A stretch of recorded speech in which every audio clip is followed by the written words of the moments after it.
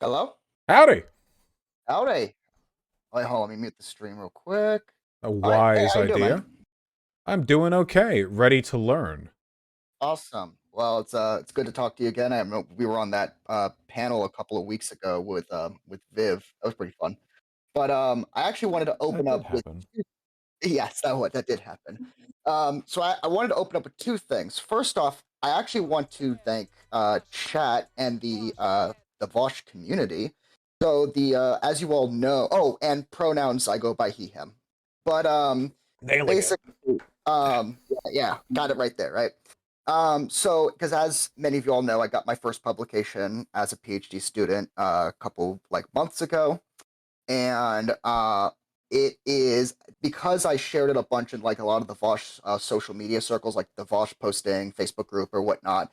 It is currently still overwhelmingly the most viewed article in the issue that it's published in. So I Oh want to shit. thank everyone in the Vaush community, fan clubs or whatnot, for giving it a bunch of attention. That'll be really good when I apply for jobs next year. So that's pretty fun. Pretty fun. Yeah, So, I would definitely say so. I'm really happy to hear that. I know that the attention economy in academia can be pretty rough, so I'm happy. I feel like if a YouTuber ever entered academia and was like got a PhD and published articles, they would just blow everything else out of the water because they'd be able to make videos being like, "Hey guys, if you're a student, go cite my article. It mean a lot, yeah. thank you." And they would get like 80,000 times as many citations as all their contemporaries. True. That'd be funny Oh as my. fuck. So, like, let me give you some. So, for those in chat who are like are not as familiar with academia, for context of like what level of views we're talking about, because like you can actually go on the Southern Communication Journal and you can actually see my article. Um, so remember, my article is the most viewed article in the issue, in the fifth issue of the 86th volume of the Southern Communication Journal. I have 276 views. Number two is 166. Like in academics terms, that's actually a lot of views. Yeah, getting So them. yeah, so I appreciate everyone in the Vosh community for giving it so much attention. That means a lot. Um, so I know I opened when I emailed you how time means nothing anymore. True. Um, but so when I first emailed you, I think I titled the email "Conspiracy Theory Critique." Put an asterisk on the word critique because I actually think you're one of the more, I guess, responsible like streamers or political streamers when it comes to actually hold on, everyone's asking for the link. I'll just put in the Yeah, you can chat right now. significantly increase that number of views right now if you would like to. There you go. I just posted a chat. Here, I'll I'll Um I'll post it as well to for the pink name. There you go. awesome, awesome. I appreciate it. But I actually do think you're one of the like of all the political streamers, I actually think you're one of the better, if not the best, when it comes to like critiquing conspiracy theories. What I'm here to do is I actually kind of want to give you like the philosophical rhetorical tools that scholars often use to criticize and analyze conspiracy theories in a way that actually I think will like make your conversations with conspiracy theorists, whether reasonable or not, much more efficient. So um so I want to kind of open up. Are you familiar with the Grimes model or the No, name, right? I don't think I've ever So even heard of it. you might actually be more familiar with. Did you ever see last week tonight's John Oliver's episode about conspiracy theories where he talked about how there was a mathematical equation where you can actually determine the likelihood of a conspiracy being released to the public? That does sound familiar, but I've So forgotten everything about that. that's basically what David Grimes, he's a physician in Ireland who basically created this whole mathematical equation that's saying like, hey, there is a way to determine the likelihood mathematically about how long a conspiracy theory is likely to get out to the public, Hmm. based on how many people are within the conspiracy. And the whole purpose of the article is saying that all conspiracy theories are inherently irrational because, and I can mathematically prove it's not reasonable. So But the here's the Oh, So, what's up? so to infer here, the argument being made essentially is that based on what we've seen in reality, the idea that these big secret conspiracies are taking place is like ridiculous because all the evidence we have points to the idea that like you can get five guys together in a room to decide on something and you've got like a week before that's public knowledge. It's just Yes. not possible to So keep this info together. So that sounds reasonable at first glance. It's actually bullshit. So here's one of the problems that Grimes's art or Grimes's model. I don't know. I can't remember if that was his actual name, but I'm just going to call for that for now. But Grimes's model is bullshit because it relies on so much epistemic presumptions that it borderline requires you to be God in order for it to be viable. So, for instance, and also he makes a lot of weird ethical claims that are actually really, really very strange. So the first so he actually has a couple of examples. His first example is the moon landing was a hoax, right? That it was faked. Hmm. That's the first example that he uses. Now, for context, if you read the article early on, he actually admits that we should, in order to be as good faith as possible to conspiracy theorists, we should use as low of a number as possible of the possible members of a potential conspiracy. We should use as low as number as possible to be as good faith to the conspiracy theorists. So his first example is that the moon landing was a hoax, or that it was faked. Well, then you actually get to him applying that model to that conspiracy, supposed conspiracy, and he includes every single employee at NASA, all like 500,000 employees. Well, wait, hold on. That's a little odd. That's an odd way of applying that model because would the desk receptionist be part of the conspiracy? I don't know. And you know who else doesn't know? Neither does Grimes. And that's kind of the problem with what Grimes' model does, is that what he's focusing too much on is he's focusing too much on the number of people in a conspiracy and not the structure in which that it's not the structure of the conspiracy. We've all seen conspiracies of people of like people within a conspiracy being part of another group that the other members weren't privy to, right? People within a conspiracy often withhold information from other members of the conspiracy. So to sit here and say like sheer numbers is going to like what makes it unreasonable kind of misses the point of how like conspiracies often get structured.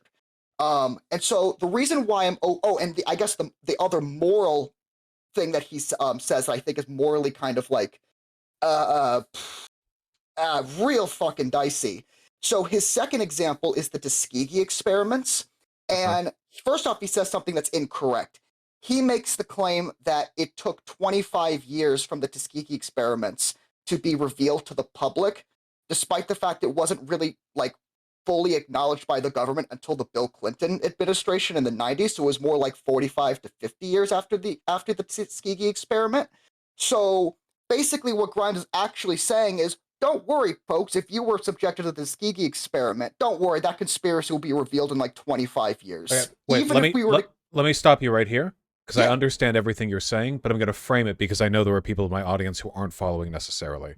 gotcha, gotcha, gotcha. Your Giga PhD brain, Yes, yes, leaving them in the dirt. I try my best. So as I understand it, okay, what we're talking about right now is understanding how to debunk conspiracy theories. Conspiracy theories are and always have been a really big part of political discourse, unfortunately, and methods to determine whether something is just a baseless conspiracy theory, how to argue against it, how to convince people is really, really important. And what you're saying is that this model, which is generally well known and has been applied in many cases, this Grimes model is one which essentially just takes into account the number of people who would have to be involved in order to maintain a secret. And you're saying that's a dumb model, in large part because, well, for a number of reasons. First of all, it's possible for people to work towards the ends of a conspiracy without them knowing what they're doing. Like, for example, if you had a big factory that employed like 1,000 people, but, instead of weapons that it produced being shipped to one group of people, they're shipped to another terrorist group, potentially you could do that with only a couple of people in shipping and management knowing. It would be or like sales. Like you could like Yes. not everyone involved in production would have to know about that. Like there's no reason for them to. They don't even know have to know about the non-conspiratorial cover story. They don't have to know anything. Um, and additionally, different people and different types of information are more likely to leak than other people or other types. There are also different systems that can account for different levels of secrecy or involvement. So when I think of this, the most immediate conspiracy that I can think of would be the Epstein thing, because it sounds like a baseless conspiracy theory. A ton of very wealthy and powerful people would fly over to an island controlled by an ultra wealthy like child sex trafficker, and they would like fuck kids and like do business deals. And that sounds like a very classic conspiracy theory, except it's true and we know it's true, and there's like no arguing around it, really. Like, that's very obviously Exactly. right. Now, but people knew about Epstein for a while, but the total details on that, maybe one of the reasons why more info hasn't been leaked is because all the people involved are either A, ultra wealthy, powerful people who Mm-hmm. have strong systems for keeping secrets anyway, because that's their job as business and political leaders, or other people who might know, like pilots, bodyguards, whatever else, might find that their family and themselves commit suicide via 2 bullets to the back of the head if they say anything about it. And they know that other 100%. people can monitor them. So there's like a system to oversee that. You know what I mean? Yeah, and here's the thing too. It also gets into like what even counts as a secret. It's super, super, super complex. I actually have a really good article of a friend of mine, M. Dentist, who we'll get into in a second, who has actually written articles about like what constitutes as a secret within a conspiracy, because it's actually more complicated than a lot of people say. Hmm. But there's a reason why I opened with that article. The reason why I opened with the article is because there are two, and you said there are conspiracies that are real, and the example that you pointed out was Epstein. And so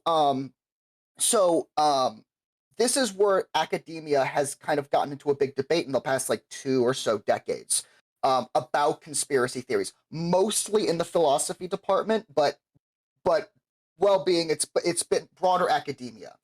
And so effectively, what I just told you, the Grimes model, is what is known as generalism. Generalism is the idea that conspiracy theories are prima facie irrational, or to put it another way, they are irrational because they are conspiracy theories, and we ought to distrust them, or we ought to not take them seriously because they are conspiracy Which is theories. dumb, because we know Yes. that a lot of conspiracies, a ton of shit leftists were saying back in the 60s, just ended up being admitted by the government like in the 80s. Yeah, the yeah, deep yeah. state was originally a leftist conspiracy theory. That was an original leftist conspiracy theory, right? There were other conspiracy theories that the right obviously like butchered, but like the left has been pushing them and mostly has been correct, right? And so this is where we get into the part of conspiracy theory criticism that I engage in, which is known as particularism. Particularism is the idea that we shouldn't dismiss conspiracy theories outright. Instead, what we should do is we should evaluate each individual conspiracy theory on its own individual merits, based on its evidence, its arguments, its logic, and like whatever forms of evidence you want to go with, right? Yeah. Like evaluating each individual conspiracy theory rather than trying to paint them all as a simple generalized class of explanation, because the moment you start doing that, it becomes really, really, really epistemically problematic.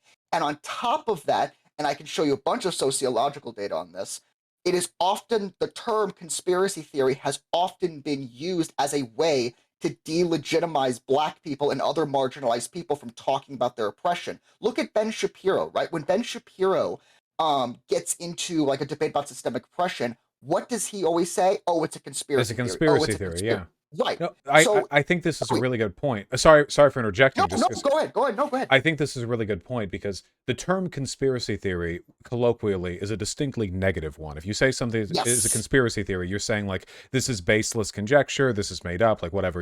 But of course, first of all, criminal conspiracies do happen It's all the literally coded into law. yeah, all the time. We made laws for it. We know that happens. And even outside the legal definition, the idea of like people working towards their own interests kind of behind the scenes is literally how institutions work. Every time, like when like Exxon and other oil companies like basically burned evidence that climate change was happening back in the 60s and Yes. 70s, when like governments like cover up their tracks after war crimes have taken place, or after like civilians are killed, or they muddy the waters on that. Like, this isn't like not to speak of specifics, but like, not only is this not a conspiracy theory, this is just a thing that happens all the time, everywhere Yes. on Earth.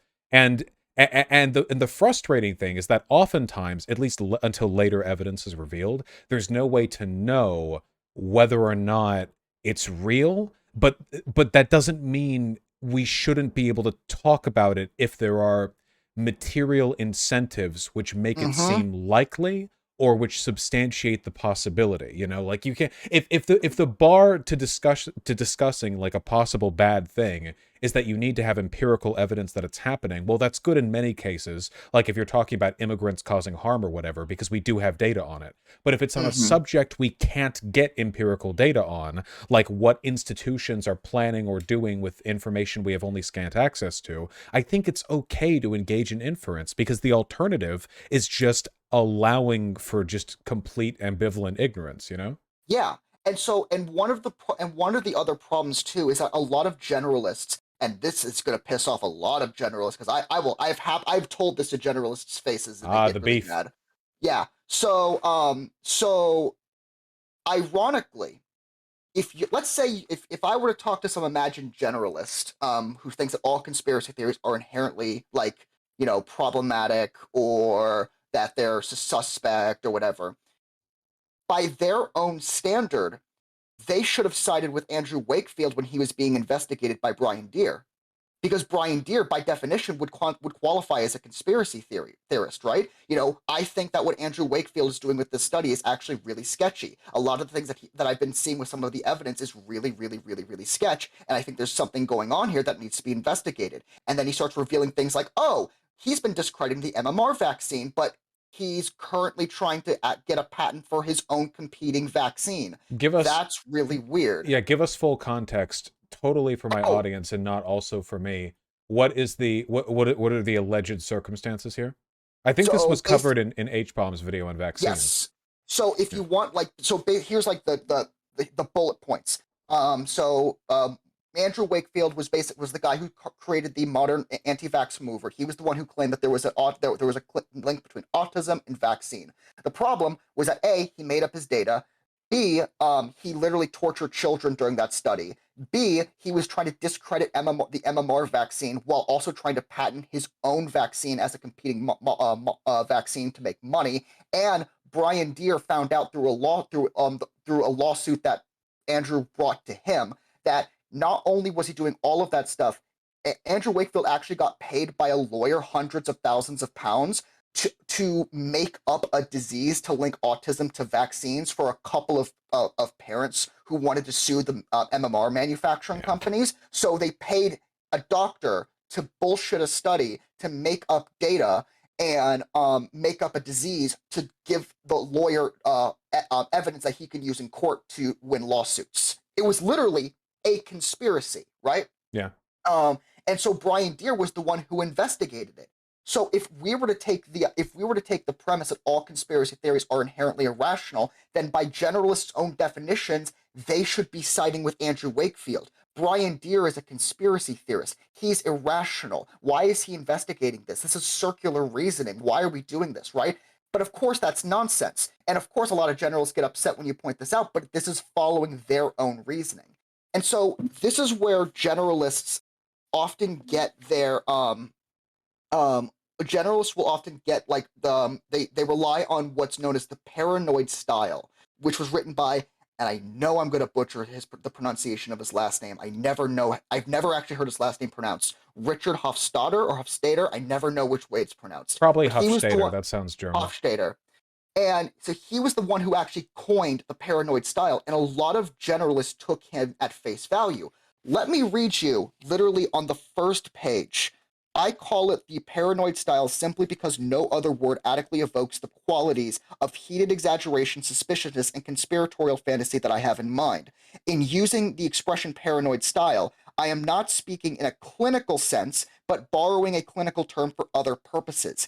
Even by the guy who coined the term paranoid style, he's only using it because he literally lacks any other word to talk about it. And he even admits that he's borrowing it because he's not using it in a strictly clinical sense. But that like social psychologists have often used the paranoid style at face value as if it were a clinical treatment, when Huff's Richard openly admitted that that's not what its purpose was. So like a lot of people generalists took the paranoid style completely at face value, not realizing that's not what he was getting at. He was talking about a specific type of conspiratorial thinking at that time, the Red Scare, the Yeah, so McCarthyism. let me take pause to this. So what you're talking about right now is the way in which research on conspiracy theories and skepticism towards conspiracy theories has been abused in almost a medicalized sense, to extend beyond a an attack on conspiracism, and sort of as a silencing mechanism when politically convenient, towards entities that are onto your shit, essentially. So Exact. so kind Yes. yeah, Oh, keep it. right, because like historically, for example, and I know this because I got called a conspiracy theorist for saying that the rotating villain strategy of electoral politics is a real thing. The idea that Yeah. like yeah, the idea that like politicians might, like, a lot of them might have an unpopular opinion, but only two or three of them need to publicly express it in order for them to block like a given piece of legislation. So Yeah, but why you're have referring all to the them? cinema, the mansion shit. Like they might not be the only Democrats who disagree with the voting rights bill or whatever, but they're doing it on behalf of other Democrats Yeah, who are they could just be the ones who stand to be hurt the least by their open yes, dislike, or they could just be the ones who care the least, or they could be the ones who, like, there are a million possible explanations. But the idea of let's have just a few people be unpopular because we don't need everyone to be unpopular. Like, I was called a conspiracy theory for saying that might be an element at play here. Like that's ridiculous. Like, that's just yeah, politics. That just happen. That's just that's not even a politics thing. That just happens in day-to-day life where people take falls for other things. It's just a kind of scapegoating applied to political theory, you know. But the tendency to accuse people of conspiracism, sometimes I think is abused by liberals and by yeah, technocrats, people who are yes, really trusting of the institutions that we live in, to as a just a blanket criticism to anyone who has suspicions about the intentions, motives, or actions of people with the power to, you know, act poorly and get away with it. 'Cause, you know, they're politicians. I mean, they're, you know, they're yeah. very powerful people. That's what they can do. Exactly. And so like and here's another quote from Richard as well. And this is and so this to me is I think this leads to a distinction between left-wing and right-wing conspiracy theorists. And he writes, "The enemy seems to be on many accounts a projection of the self. Both the ideal and the unacceptable accepts of the self are attributed to him." It's projection, right? We talked about this all the time about like how the right will often project things that they see in the oppressed group onto them, like project their own like failings onto marginalized people, right? Mhm. So like the Nazis will say, you know, the Jews control the banks, the Jews control the media, the Jews control.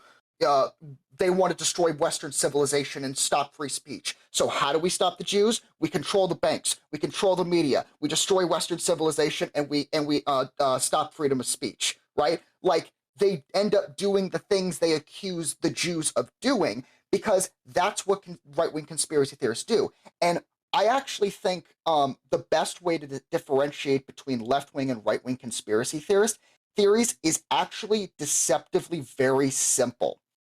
Left-wing conspiracy theorists actually believe in the conspiracy theories they purport to believe in.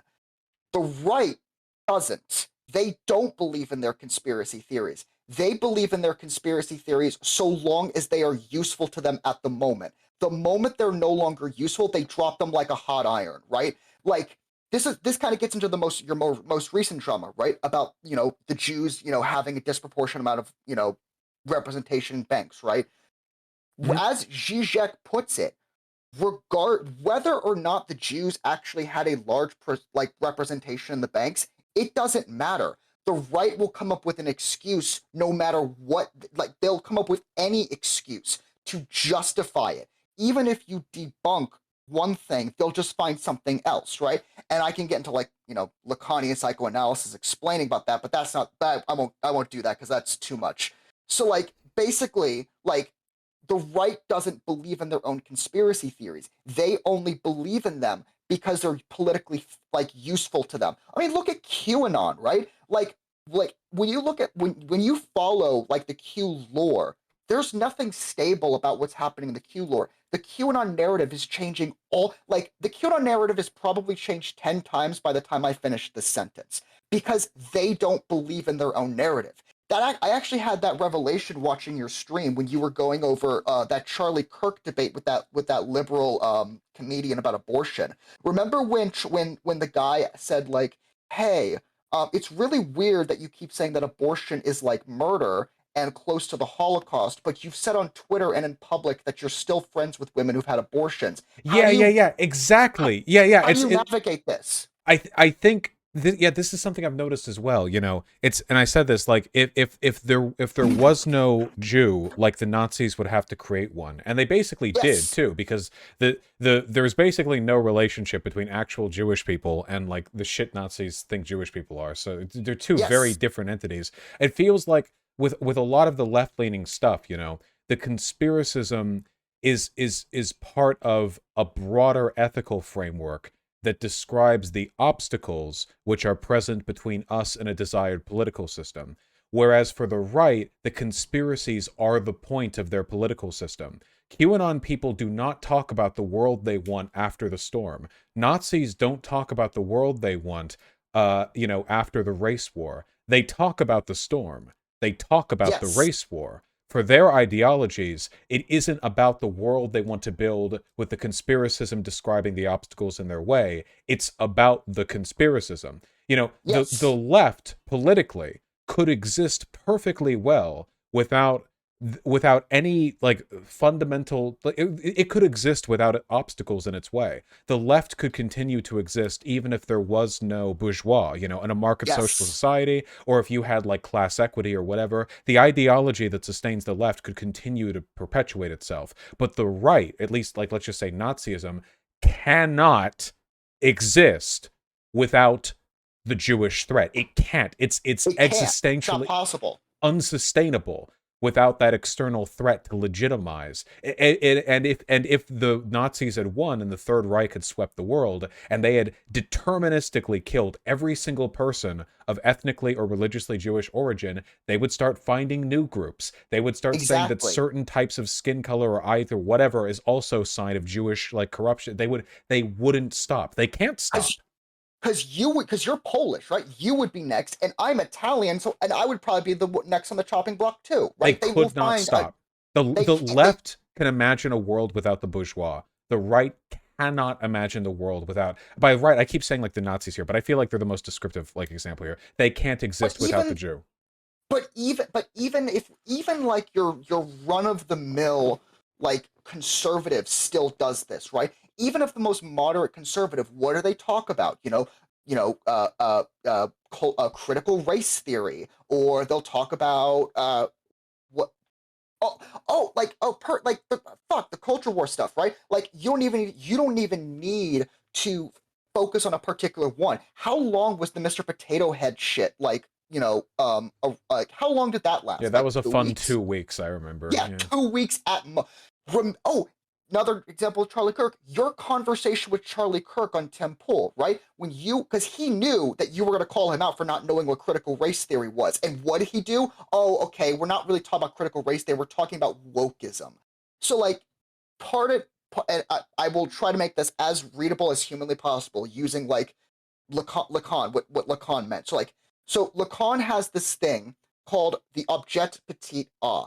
And basically what this means is it's the object cause of desire. It is the thing that is the cause of your desire. But the thing is that the objet petit a is always morphing. It's constantly shifting from one thing to the other.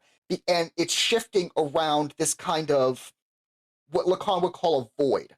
hmm It's like this thing that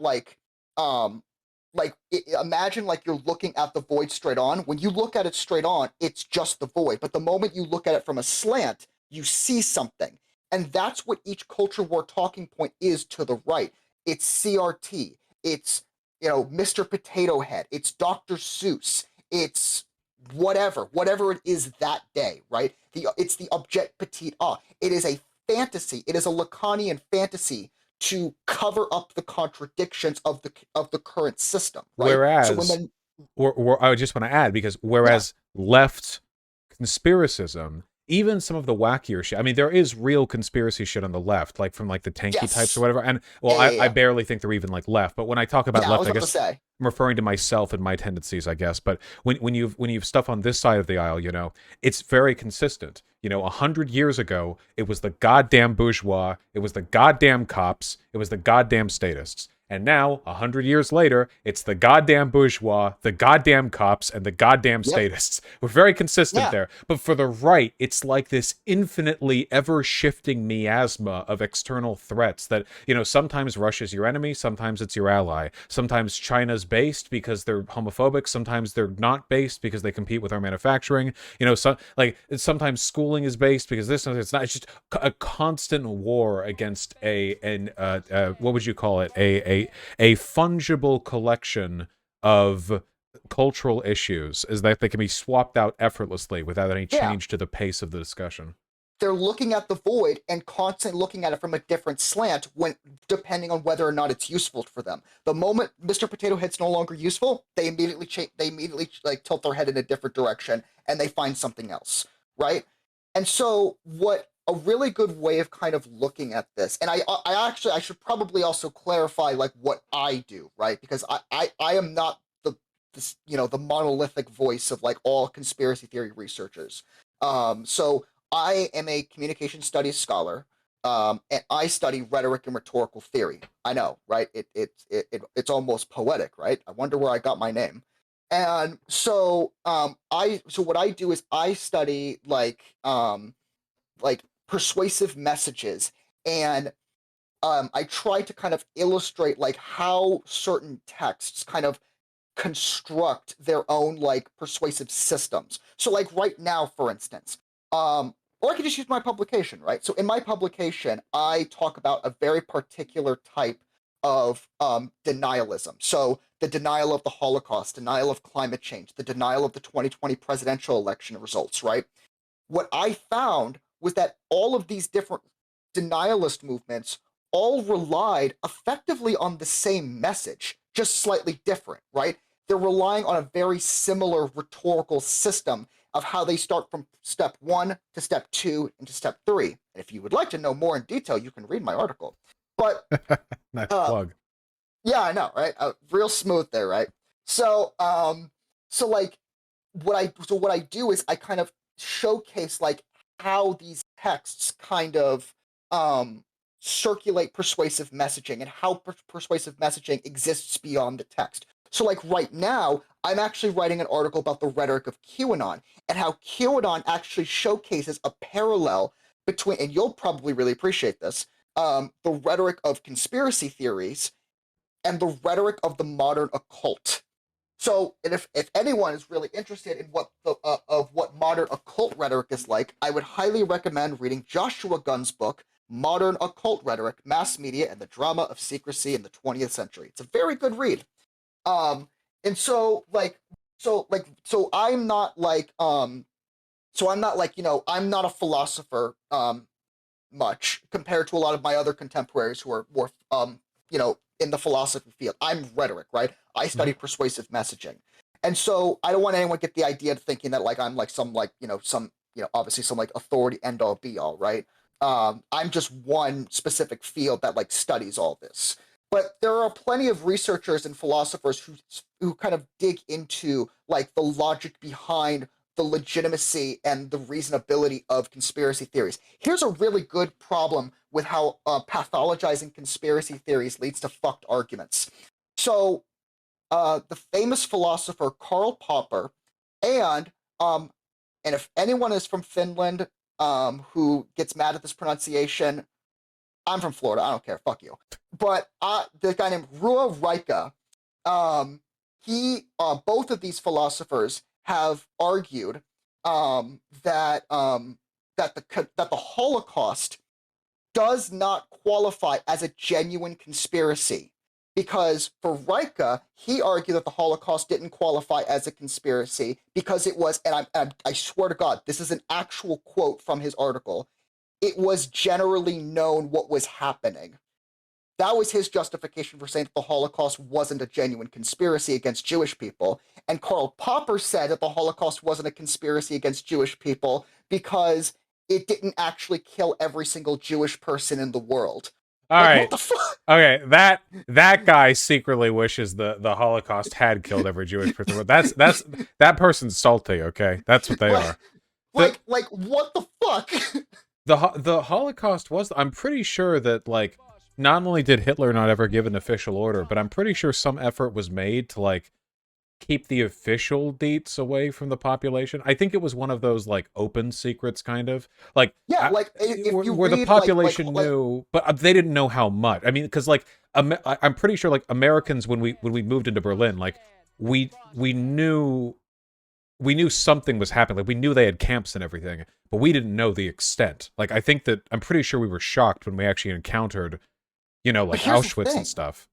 But here's the thing, it doesn't matter. It doesn't matter even if it was generally known, it doesn't matter. Watergate doesn't magically no longer become a conspiracy because we know it happened. It's still a conspiracy Hmm. because this kind of gets into the circular logic a lot of generalists engage in.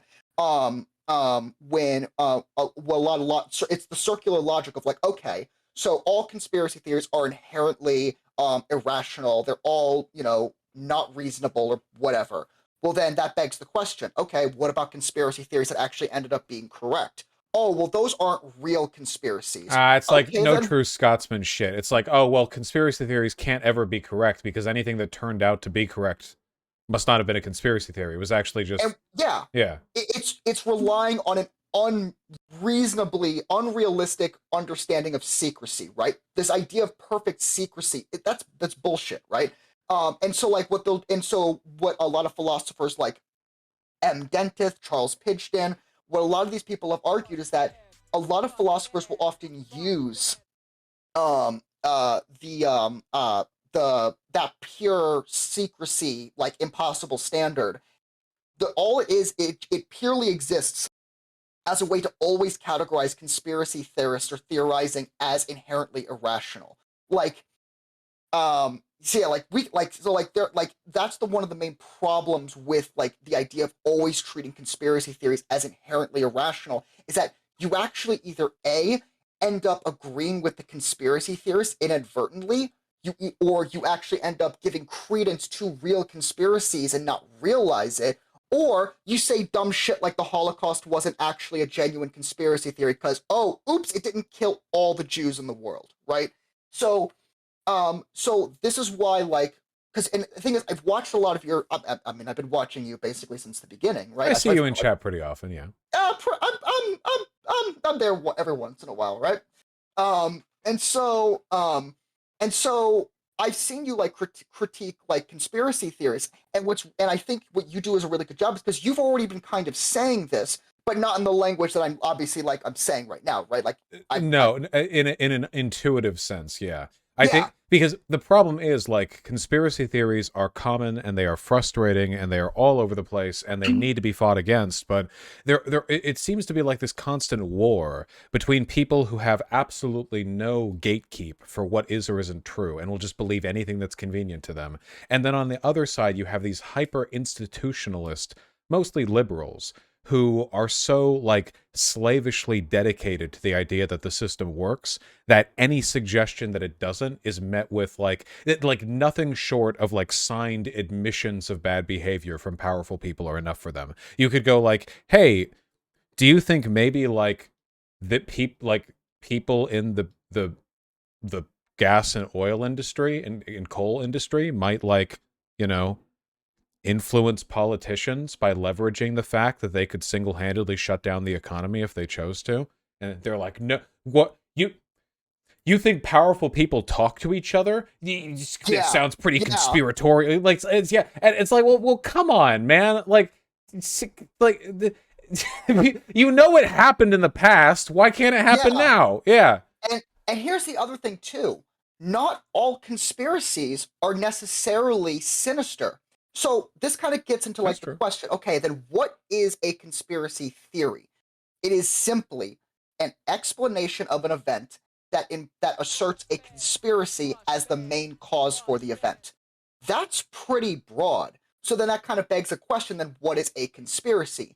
Well, a conspiracy is simply when a group of people decide to act in secret, or they try to maintain secretive actions to achieve a goal. This is what the three conditions. The first condition being the conspirators condition. There has to be a group of people. The second condition, there has to be there has to be an attempt to keep things secret. Notice the word attempt. That's actually very important. Mhm. Attempt and succeeding are two different things. And the goal condition, they have to reach some goal. Do you know what would qualify as a conspiracy under this definition? Surprise birthday parties. That is By definition, true. surprise birthday parties, If only they by could all be that definition, nice, huh? Yeah. yeah, right. Like we've all, like I say we, well, I don't want to say like No, for everyone, right? well, but Like you could all of us, the Underground Railroad yeah, was a conspiracy. The all of the businesses in Nazi Germany that funneled Jewish people out, like when they got the chance to, the people who like would have held Anne Frank or like anyone else who would have tried to save yeah. them, like those were all literally like by definition conspiracy theories. Yeah. They were all a group of people working in secret to achieve a goal, to keep a Jewish family from being killed in the Holocaust. I think that's pretty based in, epic And red the pilled. red pilled, yeah, right, Pretty good. right. It's pretty cool, right? Pretty poggers, I would say, right? So yeah, so like not all conspiracies are necessarily nefarious, and a lot of people, like whenever they hear that, there's always like, especially from like liberals, they have like this tendency of like kind of scoffing at the idea of even considering surprise birthday parties as like inherently problematic, or not as a real conspiracy because it's not the Jewish question. It's not Holocaust denialism. Well, why do conspiracies necessarily have to be always something like the Jewish question? Well, it doesn't have to. It doesn't always have to be. And this is why we should always look at each individual conspiracy theory on its own merits. And keep in mind, a lot of people get this, like when they hear this, they think, oh, well, you think that all conspiracies are necessary, or conspiracy theories are inherently rational. And it's like, no, I think only some of them are rational, not all of them. That's what, like, particularism is actually the best method of debunking conspiracy theories that are bullshit, like the Jewish question, like, Holocaust denialism, because it forces you to engage with the conspiracy theory rather than just scoff at it. And this is why, like, I was able to point out as why I point out in my work about the distinctions between left-wing and right-wing conspiracy theorists, because when you actually engage with the conspiracy theory, what you end up doing is you actually see the structures that keep the conspiracy theory afloat. There was a really really good line in Folding Ideas video about flat earth, where Mhm. he gets to like the basic like premises of flat earth, and then he says this, and he gets to a certain point, he says Folding this Ideas is video on Flat Earth, by the way, is oh, spectacular, and anyone I've watching right watched now it should. so It much. is incredibly good. It's like Eh, I think like it's worthy of academic like consideration. well, the my published article specifically cites his video. It is Oh, a there you go. great video. But like in that, at a certain point, he says this is where the profiling of flat Earth typically stops. And I forgot what contradiction he pointed out something silly that flat earthers typically say. But the thing is what he gets to, and what I get to with my work, right, is that a lot of mostly liberals get this bad idea of stop to profile certain conspiracy theories at a certain point. Like, for instance, when you talk with a Holocaust denier, what do they always say? The Holocaust didn't happen, but the Jews actually deserved Auschwitz. They say both of these things all of the time. Hmm. Now, people will be like, oh, that's contradictory. Ha ha ha. They have what some philosophers have said, have crippled epistemology. But what they're missing is that no, they don't have crippled epistemology. They're lying, and they know they're lying. They're lying because what they actually want to say is, I want to do another Holocaust, but I know I can't say that. This is also, if I'm kind of like rambling on sources, apologies. Hmm. I have a comprehensive exam about conspiracies on Friday, so this is actually really good practice for me. But basically, another like sociologist named Keith Kahn Harris, wrote he says like one of the main characteristics of denialism is what he calls the gap, that which you can say publicly and your dark desires, because I'm sure all of us have like something we would like to do but we know we can't because it's not socially acceptable, right? And what denialism does is it allows you to advocate for the thing without explicitly saying it, right? Well, the Nazis point want to Yeah, yeah. The oh, it seems like the point of a lot of these conspiracy theories is to posit a world not in which so rather than saying you want a thing, you posit a world where the thing you want is a thing everyone else would have to want as well. Like with the Jewish question stuff, you know? Like a lot of these people are just really anti-Semitic, you know? But you can't justify anti-Semitism at the face of it. You have to create a narrative which would justify it. And like it's like this with a ton of things. Why do people believe that like immigrants steal jobs and lower domestic wages? Well, a lot of them just don't like immigrants for like nativist or xenophobic reasons, right? Like why do yeah. people believe this about crime or about race? Well, they don't like black people, but if you just run around saying I don't like black people, we should be racist, that's not as compelling as constructing a narrative in which you know, you have to create an argument for your bias, and the easiest way to do that, if there's no evidence in favor of your bias, is conspiracism. Yeah, exactly. And so and that's why like so like when you so whenever you get into like a debate with like, let's say Nick Fuentes decides to come up, right? Let's say he finally grows the pair and he finally sends you that email and you finally debate him, right? And let's say he actually you actually debate him, right? Or someone like him, right? Um if the best language to do is to not say, "Oh, that point's stupid," because that's just you're just positing a conspiracy theory. What you should say is you're positing an unwarranted conspiracy theory.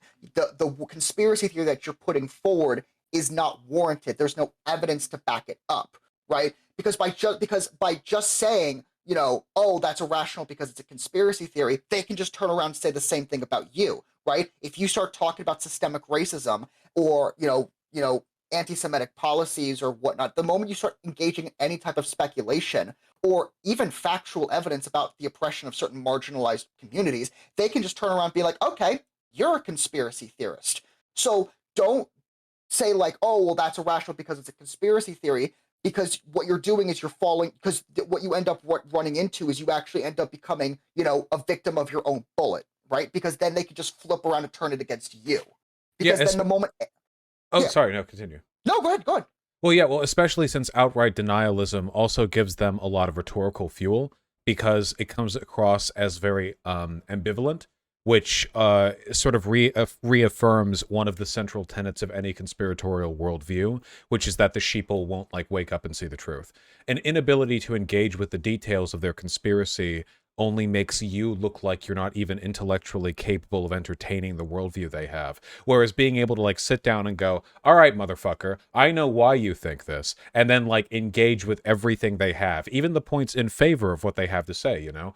I think that makes you look a lot stronger. Because the easiest, Yep. and this is what came up with the goddamn anti-Semitism shit, is that nothing makes Nazis feel more confident in their worldview than trying to debunk the Jewish question by saying, oh yeah, there was never any like overrepresentation of Jews in banking, because Yep. they know that's wrong, and you never want to give them something right. Like, why would you do that? Like, they're wrong. Why would you ever put them in a situation where they're right? You need to And even if they acknowledge. are right, they're still morally reprehensible. Yeah, well, of course, but like break them down comprehensively. Don't give them anything. The easiest Yeah. way to take apart an argument is to acknowledge the points they have, and then to show them that that's worth nothing but ash. You know, Yeah. if you're talking with a person who has an argument in favor of something, don't ignore the points in their favor. Address it, and then break those points so they have nothing. Because that way they can't Yes. even respond with them. If all you do is dismiss the theory, then they get to go like, okay, you dismiss it in spite of, and then they list off their disproportionate demographic And then statistics they or fucking whatever. machine gun you a bunch of A points, right? trillion, yeah, there's Stormfront copy paste list or whatever. But if you open with like, all right, motherfucker, I've read your lists. Let me explain to you why it doesn't support your point.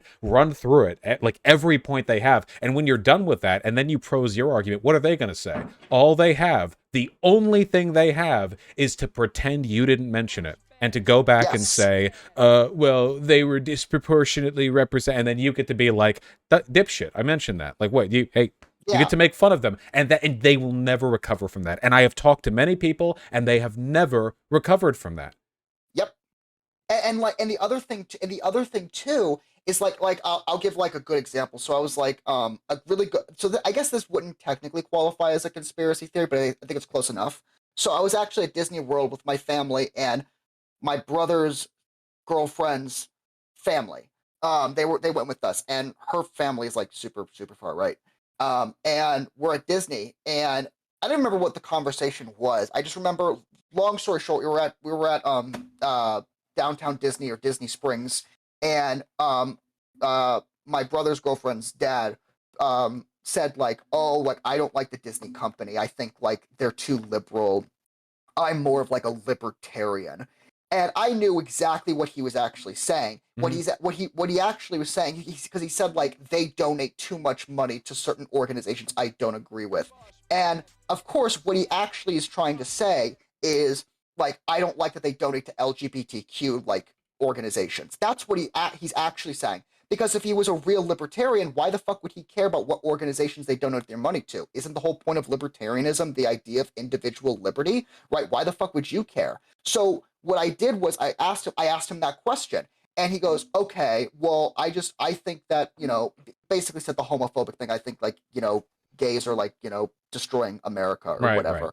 And I was like, well, if you're a libertarian, like, don't you think that like they should have a right to do that because it's their individual liberty? And he goes, well, no, not really. And I basically go, oh, so you're just a traditional conservative who wants to more like legalize your morality on everyone. And he goes, I guess so. And it's like, well, why didn't you just fucking say that? Why didn't you just say that in the first place? Right? That's the best way to, that's another really good way of calling out conspiracy theories is by getting them to their actual point before they even had a chance to even mention their conspiracy theory, because what you did is once you point that actual like that actual what they actually want, then they have no steam. And And all of a the sudden conspiracy also then immediately seems to be like a post hoc justification. If you yes. it's this is half like logical and half rhetorical, but generally you wanted to go premise point, like anytime you're constructing an argument or backing it up. Mm-hmm. But this is doubly the case, triply, quadruply the case, the more conspiratorial, outlandish, or optically unfavorable the point is, because you need to cushion it more beforehand. So getting them to just drop that early, and then they're like, okay, sure, like, all right, okay, maybe the Holocaust should have happened, okay, but like here, all right, listen, okay, and then they have to do like the 30-minute thing, like the well is immediately poisoned, but it wasn't Yes. poisoned because of bad faith on your part. It was poisoned because they are poison and they fell in the well because they're stupid, which is Yeah. perfectly fine.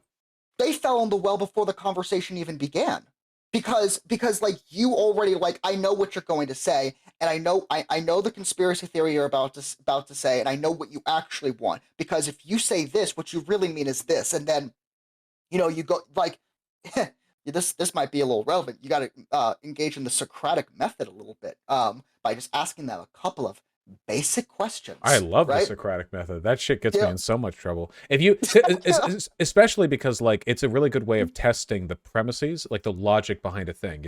If you like Socratic method, the idea that like business moguls collaborate to establish favorable market conditions by influencing politicians. Like, well, why would they do that? Because it's to their monetary interest. Oh, well, how they do that? Because they have constant, easy access to politicians through channels that are publicly available, but we know they use and we frequently see them together.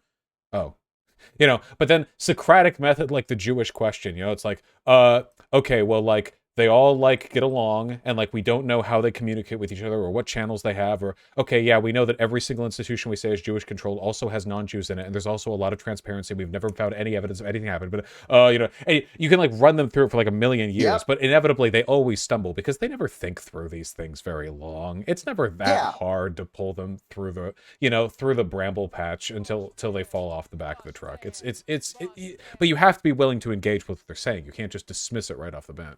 Yeah, because and that's why like and that's why like well, a lot of and it's mostly liberals. Conservatives I think do this to a certain, like even like when you talk to QAnon people, like they don't like they don't even like the term conspiracy theory because they think it's a tainted word. But like it's mostly liberals who kind of engage in this type of behavior Yeah. because Institutionalists. Anyone with faith in right. the system. Remember your video when you went over what's that guy's name? I'm really important. Is that his name? Really important. The Yeah, oh the yes, yes. the Yes, he did do that yeah quite a bit, yes. And I right. love I'm Really Important. He I covers like him politics. too. I think he's super nice Yeah. But and smart. but he does, yes, that was a thing he did in that video, at least, where like a sort of, yeah, a willingness to jump to accusations of conspiracism. Right, and because he even specifically said like multiple times, if you don't trust the institutions, what else are you going to trust? Well, that depends on the situation. What specific institutions are we talking about? Like hell, like even talking about grand conspiracies, theorizing about grand conspiracies isn't even necessarily inherently irrational. I mean, I would qualify the Holocaust as a grand conspiracy, right? A group of very powerful like Nazi officials decide after the initial successful invasion of the Soviet Union, that hey, like we're just gonna kill all the Jews in Europe, right? That's just all we're gonna do, right? Like to me, that would qualify as not just a conspiracy, but as a grand conspiracy that led to literally the attempt to annihilate the entire world of Jews, right? So there's nothing inherently wrong with even talking about grand conspiracies or some like global conspiracy. Obviously, there's going to be differences, right? Like there are going to be differences in terms of like what specifically you're theorizing about and what specifically your the content of that conspiracy. So like there's like a bunch of like philosophers talked about like different types of hypotheses. There's like the independent hypotheses. How well does I might be getting these all mixed up and I have to look back at the sources. But we can like when we look at like different types of hypotheses and how they kind of like help us like navigate when it's best to infer a conspiracy, right? So Yeah. like I'm not gonna look through the books, but long story short, there are different hypotheses that allow you to kind of like engage like a probability. Like for instance, like do you think if you lived in Russia today, do you think there's a high likelihood that like the government that like is probably engaging in some type of conspiracy like right now? Right now, I don't think Right there's a now. government on Earth that's not engaging in some kind of conspiracy right now. But there's always what I mean is like some governments engage in more than others, right? I would say the Russian government is rife with like a massive Oh, amount of they conspiracy. probably have like 1,700 current, like, Yeah, electronic warfare, like cyber hacking, foreign interference scandals going. Yeah, or not scandals, sorry, but yeah. like bits going on. Yeah, probably. And so because if you were to live in a country that is known for engaging in real conspiracies, it probably wouldn't take that much evidence to determine whether or not a conspiracy is a good inference for or a good explanation for an event. But if you live in like a place where like, it's kind of like imagine if you lived and we're getting into hypotheticals, so maybe I'm an idealist, huh? But True. but imagine if we like lived in a world where like 99% of spouses or romantic partners cheated on their partners. It probably wouldn't take that much evidence for you to determine whether or not your partner was cheating on you. Because if 99% of partners were cheating on you, then like the probability Oh yeah, is pretty high, precedent right? should factor in. If you can only infer, if there's no way of determining concrete evidence for a lot of things, you can use like past experience to determine the likelihood of that thing happening generally. So like, for example, the idea that like the FBI would be involved in like cracking down on internal civil rights movements, that's something you can substantiate historically. The idea that Yes. the CIA would be involved in like regime change stuff abroad, that is something that you can substantiate historically. It doesn't mean that everything that ever happens is because of them, but it does mean, if nothing else, that it's okay to cock an eyebrow at them when something like that takes place. And so many of like the conspiracies that I get accused of supporting myself are like they're like the most they're things that happen like all the time forever, right? Like the idea of like business moguls collaborating or politicians doing fucked stuff behind the scenes. to benefit the corporate interests. Yeah, exactly. That's not just like American history. That's like the history of the existence of government. And then you have Yeah. something like the Jewish question, which is like, yeah, there's a global conspiracy of which we have essentially no evidence besides the very existence of Jewish people, and like also I guess some of them are Hollywood producers. And then you Yes. look back at history, and there is no history whatsoever of any such conspiracy in existence at all. There's a history of people accusing Jews Yes. of secretly controlling the world, but not of them actually having been found out for doing it. So, if anything, that lends additional credence to the whole boy who cried wolf situation with anti-Semites. Like, well, you keep saying there's a Jewish conspiracy, and it keeps not happening. So, Yes. And like another thing too is to kind of like, and what's really frustrating is like when people when I keep saying liberals because like those are the people who typically engage in this type of behavior. When liberals tend to like engage in this type of behavior, what ends up happening is like it, the term conspiracy theory becomes so like cucked that like it there's no conversation that could ever be brought about by engaging in some type of investigation, right? And like, God, like, can you imagine what a world we would live in if like, if the Nixon administration was able to get away with its shit by like continuing ugh. to call like Bernstein a fucking conspiracy theorist? Because that's what he did. The Nixon administration was consistently trying to discredit the Washington Post and Bernstein, and I always forget the other Yeah, they guy's tried name. to push it off as best as they could. Yeah, it's a conspiracy theory. It's a conspiracy theory. Can you imagine what would happen if if they were able to like ward off the investigation or delegitimize it through just calling it a conspiracy theory? Like we would never know about Watergate. We would never know about that, right? And so what like and this is where like I think socialists are really well positioned to like take advantage of the term conspiracy theory and like try to destigmatize it in particular ways, not in every way, but in particular ways to kind of illustrate how a lot of our institutions are really conspiratorial. I know, like for instance, like when George Floyd and the BLM protests were really big about a year or two ago, that like the word systemic racism started to become really popular, right? Hmm. Because this was basically a really good way of alleviating a lot of conservative like fears of like, oh, well, you're just calling me a racist. Well, no, not necessarily. Like we're talking about a system. A system, it's in and of it's the system that constructs our our country is based on some premise of racism, right? But like at the same time, though, there is some conspiratorial elements to even systemic racism, right? We can go back to like how the Republican Party literally, like, passing like Yeah, make the Lee Atwater shit that was revealed yeah, later. Yeah, or like redlining, because redlining yes, stopped being legal back like fucking a million years ago or whatever. But like the housing patterns are still the same. Back then legally, like a banker could just tell a black couple to fuck off if they wanted like a loan for a house. But now, yes, well, now they can still tell them to fuck off. Actually, nothing has but in changed. They different just they ways. just can't say, "Oh yeah, it's because you're black." They just, Yeah, they have to engage in the bare minimum of restraint.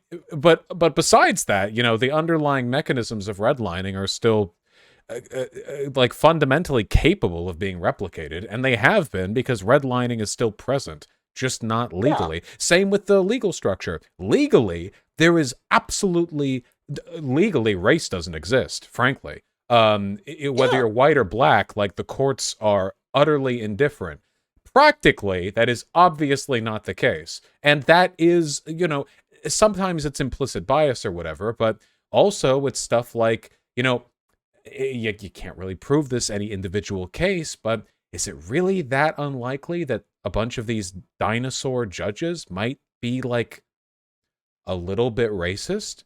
And we know yeah. we know It's judges work with, district attorneys and prosecutors. We know that that's not a conspiracy, and we know that a lot of cops tend to be fairly rightly and can you prove this for an individual? Often no. But it does this add up when you're looking at like how these systems function and what the implications of these types of contacts and biases might be? Undeniably. And I think it's delusional to say otherwise, but I am asserting essentially conspiracy.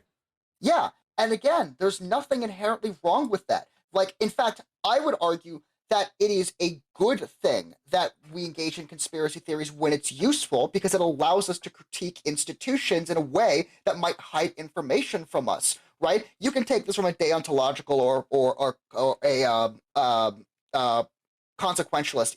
I think you could justify it either way, right? But like conspiracy theories is not inherently a bad thing or even pathological. And the idea that we have to constantly pathologize the act of conspiracy theorizing, it leads into really bad critiques of the system because what ends up happening is that the left has to constantly like play cleanup with like its rhetoric, right? Like, oh, we're not saying there's a conspiracy against black people. We're just saying that the system itself is designed specifically to oppress black people. Like, I don't know. In some ways, I don't think it's much of a leap to say that in certain contexts you could call certain aspects of that conspiratorial, right? I would say that that's like a reasonable thing, right?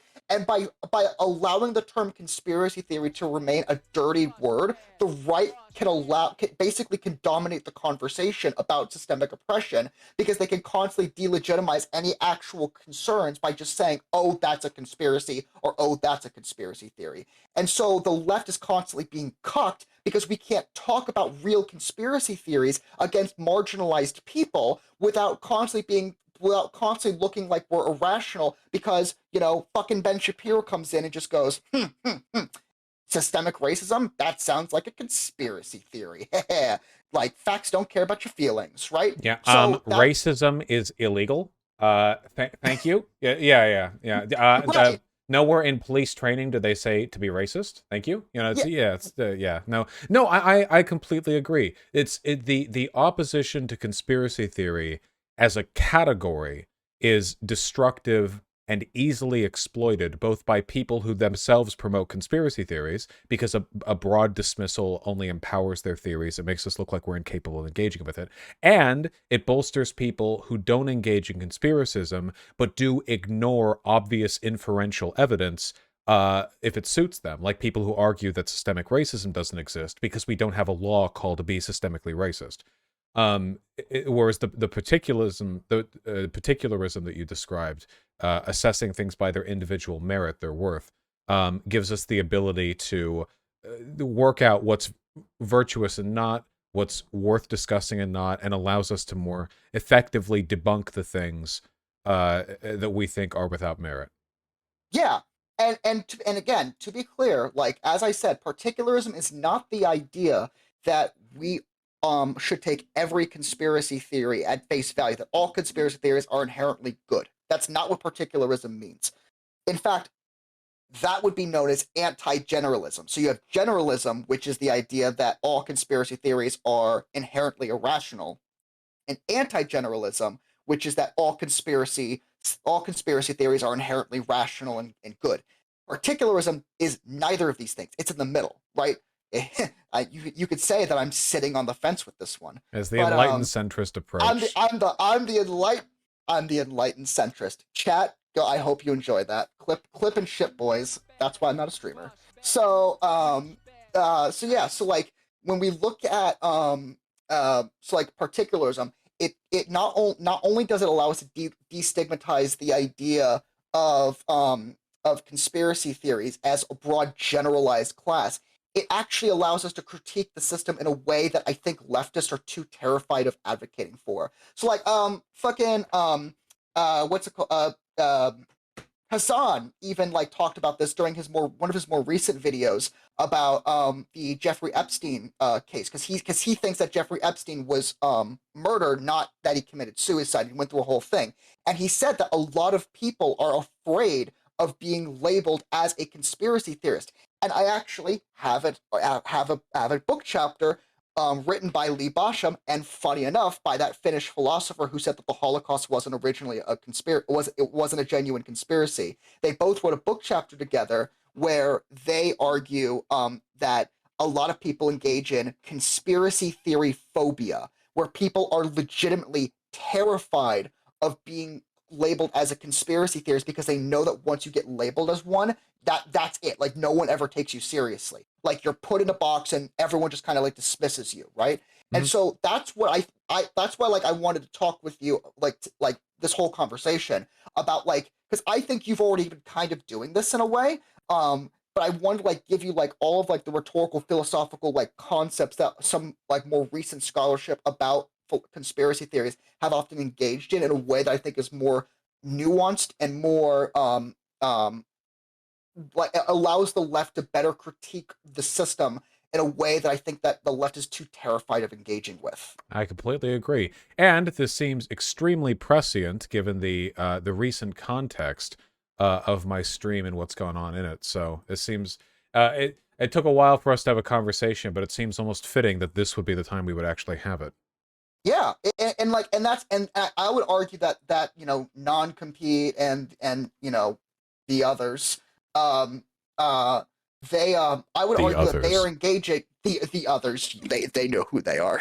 But like uh they are engaging in a conspiracy theory phobia, right? They're like the idea of even like acknowledging that Jews did have a disproportionate representation in the banks in the Weimar Republic, like to them to acknowledge that is to like is like being afraid of being called a conspiracy theorist, and that like people are so afraid of being labeled that they will like make batshit crazy arguments just to avoid that, just to avoid being Well, labeled that, and I think the funny thing is, they're perfectly comfortable with conspiracism in other contexts. I feel, yes. so like very, very much so. I feel like a part of it's also probably just like general stupidity and an inability to like talk with me specifically because I make them quake in their boots. But I feel like, well, I feel like a lot of it. Yeah. Yeah, it's the is-ought gap. If you think you have it bridged, then you can't engage with inconvenient information because it would affirm the morals of your opponents. If a person believed that the idea that black people commit more violent crime than white people meant that racism was justified against black people, then they would, if they wanted to remain not racist, or maybe a little bit more cynically, to remain part of a community that claims to be not racist, would have to deny any evidence that black people commit a disproportionate amount of violent crime, no matter what sociological explanations there are, even if when you investigate this, as is so often the case, the reasons why black people commit a disproportionate amount of violent crime is because of racism. And if you learn that, knowing that fact can make you better argue against that point. Same is the case with almost any accusation levied against minority groups. Whether you're taking a look at like average IQ statistics, which are heavily distorted by inequitable education, access to educational resources, food, and a bunch of other things like community safety, cultural like stigmas, like the idea that you're being perceived as less intelligent can mean that you perform like worse on tests, which is a demonstrated psychological phenomena, to the Jewish thing, which is the only reason Jews were disproportionately represented in some of these industries because fucking Gentiles forced them into those industries. Like, the more you Yeah. learn about this, the more you learn how to fight against it. But, you know, if you have a very poorly actualized moral system, or a moral system which says, for example, it's okay to kill bankers because they're bankers, or like if people control the banks, it's okay to kill them, then it would be very difficult to reconcile that ethical position with an understanding of the world as it is without coming off really anti-Semitic.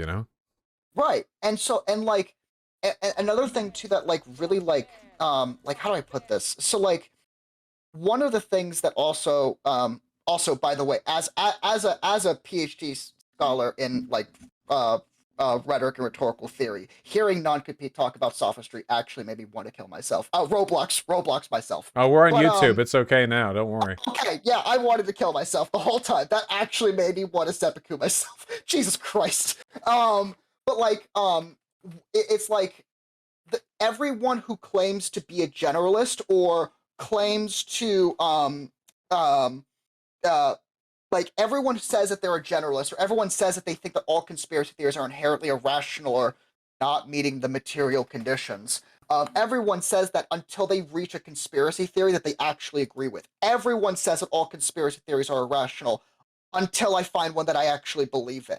So like don't ever like, and this is for like chat specifically. Chat, if you ever run into someone who says that all conspiracy theories are bullshit, I guarantee you that person believes in a conspiracy theory. I guarantee you they believe in a conspiracy theory. It might be just one, it might be two, but they believe in it. Don't let people sit here and pretend like conspiracy theories, like people don't believe in conspiracy theories when they absolutely do, right? Like, I'll give a great example. So, there's a guy, a sociologist, he's retired now, super conservative, and named Ted Gortzel. He actually published a really well-known um, article back in 1994 called "Belief." I think on belief in conspiracy theories. I think that's what it was called.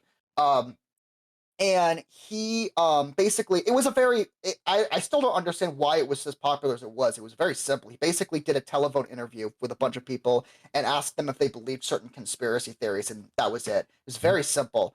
But he basically during his discussion section he talks about how all conspiracy theories are irrational and they engage in what he calls monological reasoning. Basically, facts don't care about your feelings. That's basically what monological reasoning is. It's the perceived circular logic that's based on like emotional, ideological feelings or whatever. And so he's like sitting there saying that all conspiracy theories are like inherently irrational, they're monological, they're based on emotion, not facts or whatever. Now keep in mind, he wrote this back in 1994. And this was around the time during the Anita Hill situation. And at the end of the article, he actually says that not all conspiracy theories are inherently irrational.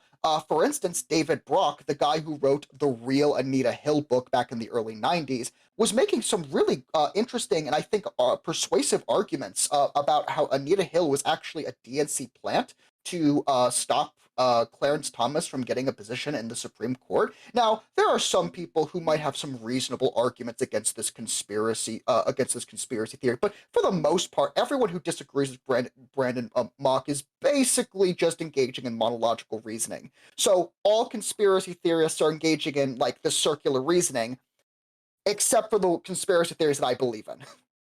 Yeah. Well, it's at the end of the day, you know, a lot of what we describe as conspiracy theories is literally just working off inferential evidence to talk about the behavior of groups of people we can't directly supervise and oversee, and that's just a Yeah, part of life. and that's oh, Really but just about how valid you can construct, how good of a case you can make, you know? right.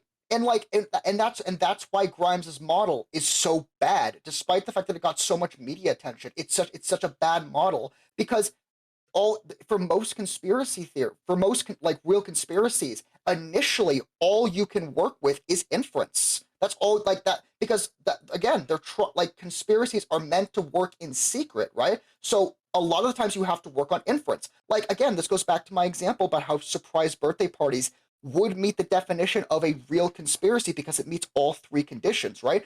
I'm sure there are people in chat, myself included, who's been on the receiving end of like a surprise birthday party and we're like, I think my friends and family are going to throw me a surprise birthday party, like Bob's been asking me very specific questions for the past week or so. Or my mom has been acting very weird. I like based on like a lot of the ways that my parents are behaving in the context that my birthday's coming up soon or whatever. I'm going to infer that they're probably going to throw me a surprise birthday party. But I don't know. No. Oh, did I just make chat sad? I'm sorry, chat. I didn't mean to make you sad. You hurt their But feelings. I'm so sorry. I didn't mean that. But like but basically so yeah so yeah, so like that, like, that's all you can work on. You can only ever work on inference, right? And because none of us are God, none of us have this ability of knowing who is truly in control of what and who's working with who. All we can work with is just inference, basic evidence. Bernstein was able to Bob Woodward and Bernstein were able to point out Watergate based on initially inferences of inconsistent um, um, uh, on what the evidence that was available at the time. So yeah, so like that's pretty much the main thesis of everything that I wanted to talk with you about was that particularism is based and generalism is cringe. Well, thank you for distilling it down to its fundamental essence at the home stretch there. I appreciate it. I'm happy we had this conversation. Yeah. I think this is important because about 80% of talking with conservatives is dealing with conspiracy theory. So it's Yes. important to be able to grapple with that appropriately. And 80% of talking with liberals as a leftist is defending the things they call conspiracy theories, Yes. by which you mean like basic material analysis and a Yeah. little bit of inference when cause we can't know everything all the time. I really appreciate you coming on, man. Thank you. Now I have one more thing that I have to show you because this is too perfect. Now Hit me up. don't like so I'm about to send you a link and I want you to look at the so I go to Ohio University. If you've read my article, you know my name and you know my university. I don't care. So this is the library at my university. Are you playing Darkest Dungeon 2 right now? Oh, of course. That's based. I play video games while talking to people usually too. Yes. Wait, Darkest Dungeon 2 is better. is it really Alden's library? Yup. Yup. God damn. You're more powerful than I thought.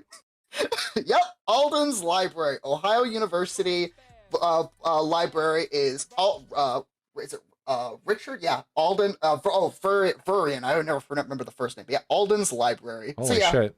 That's some what do you call it? Nominative prescriptivism right there? Nominal prescriptivism? yes. So yeah, so I just thought that was a perfect I like if I was going to talk to you, I had to show you that He's was too. real. It's too.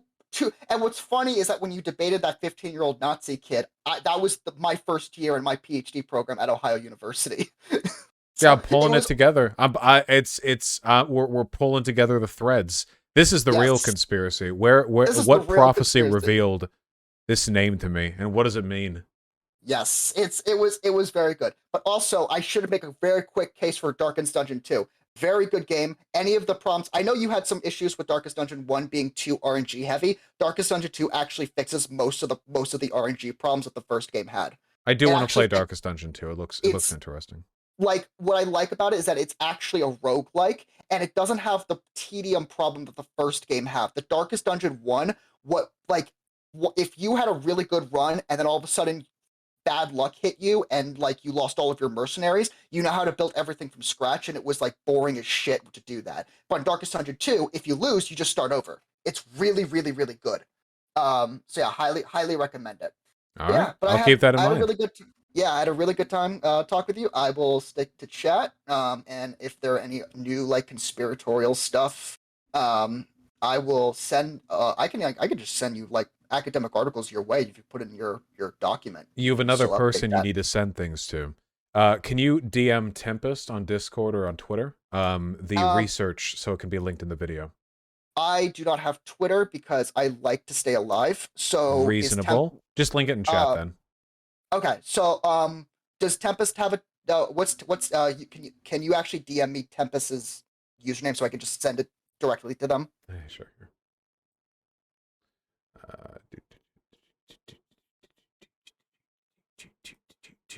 I know how to do this quickly. Don't worry, I'm a boomer with Discord. I don't understand how it works half the You time. could probably just literally link it in chat, and he would be good to go. Okay, Because cool. you're both based VGG chatters. Um, Okay, thank you for coming on. awesome. It was a great time talk. Also, by the way, this is gonna sound so fucking like uh cringy, but my mom actually watches you and she's watching me right now and she's freaking Oh, hi, mom. out. His Yeah, mom. Hi, his mom. yeah. I'll So refrain yeah, from any comments because there are no no, she, comments to she make. she finds you funny, so don't worry. Oh, Um, okay. she thinks you're funny as shit, so Not it's the all only good. thing she finds me. All right. Thank you. All right, I'll see you around, Vaush. I'll stay in chat. Have a wonderful day. Thank you. You too, man.